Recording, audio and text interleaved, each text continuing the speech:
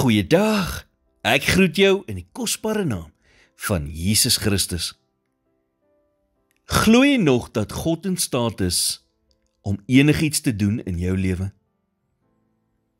In Matteus 9 nader 2 blinde mans Jesus om hulle te genees.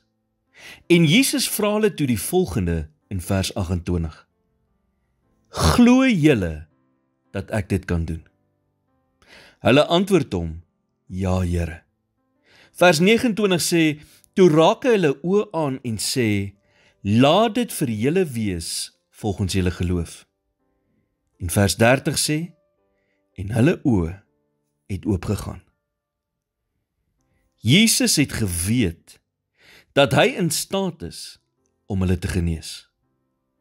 Maar hy wou hê hulle moes weet dat hy in staat was. Weet jy dit vandag?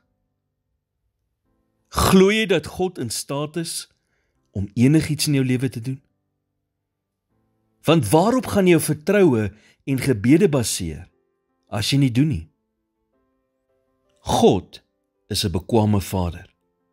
Hy kan enige probleem hanteer wat jy hom gee. Niks is ooit buite sy vermoë of sy hulpbronne nie. Jy sien, ons beskou sommige probleme in ons lewens as groot en sommiges klein. Maar wanneer dit by God kom, is alle probleme klein. Daar is niks te groot of te klein vir God nie. Die Bybel sê in Lukas 1 vers 37, want geen ding sal by God onmoontlik wees nie. Onmoontlik is 'n woord wat nie deel is van God se woordeskat nie. Want niks is onmoontlik by God nie. Wanneer 'n mens se kinders klein is, dink hulle dat hulle pa alles weet, enigiets kan regmaak en alles kan bekostig.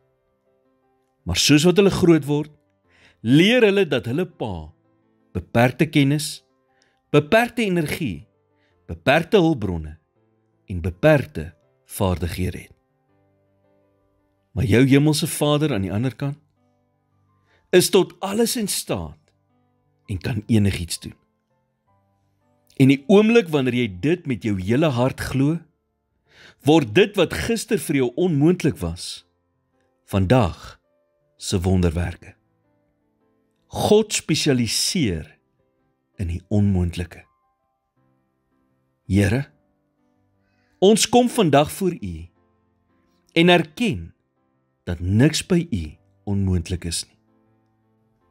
Ons vertrou op U vermoë om wonderwerke te verrig en oplossings te bewerkstellig wat buite ons vermoë is. In Jesus naam bid ek dit. Amen.